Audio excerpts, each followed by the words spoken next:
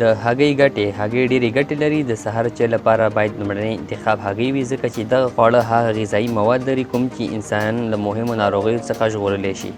هګۍ عصبي روغتیا لپاره ډېرې اړینې دي. هګۍ د کولین په نامه مواد غوره سرچینه ده چې د اعصابو انتقالي سیستم په پیاوړه کولو کې مهمه ونډه لري. هګۍ د اعصابو روغتیا ساتلو کې ډېره زیاته مرسته کوي. د هګۍ ژیړ خاصه اندازه فولیټ لري کوم چې عصبي حجرات فعاله ساتي او له دې سره د اعصابو فعالیت د پخوا چټک او زیاتوي.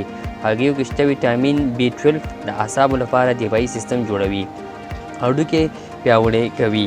هګۍ د ویټامین ډي لپاره هم غوره منبع ده کوم چې په بدن کې د کلسیم جذبولو لپاره ډیره اړینه ده.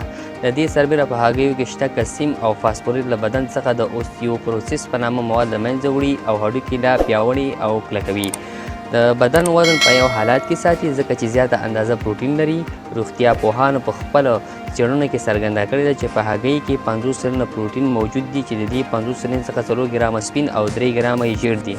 پاتې هغه ماده ده چې د انسان په بدن کې د اړتیا وړ مواد پوره کوي. په همدې اساس هغه کسانو لپاره چې غواړي پیاوړی عضلې ولري یو غوره انتخاب دی. د هګۍ خوړل د زیاتو خوړو خوړلو مخه نیسي چې په دې ډول د اضافي وزن زیاتېدو په مخنیوي کې هم مرسته کوي.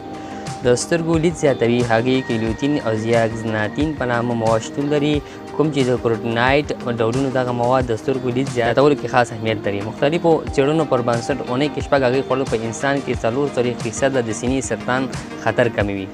د نوکانو او ویښتانو لپاره هم ګټه لري، پیاوړې او ښکلې کوي. پر دې سربیره که هګۍ په ایشل شوې بڼه وخورو هم ډېره ګټه لري او د لا نورو ډولونو څخه اسانه لاره هم ده. څېړنو ښکاره کړې چې په سبناري کې د ایشل شویو هګیو خوړل د بدن غوړ اوبه کوي او د وزن کمېدو لامل کېږي. د ورځې په لړ کې د یوې ایشل شوې هګۍ خوړل د وجود نیمه برخه د معدني موادو اړتیا پوره کوي او د ماشومانو لپاره د ورځې په لړ کې د یوې ایشل شوې هګۍ خوړل اړینه ده. مننه.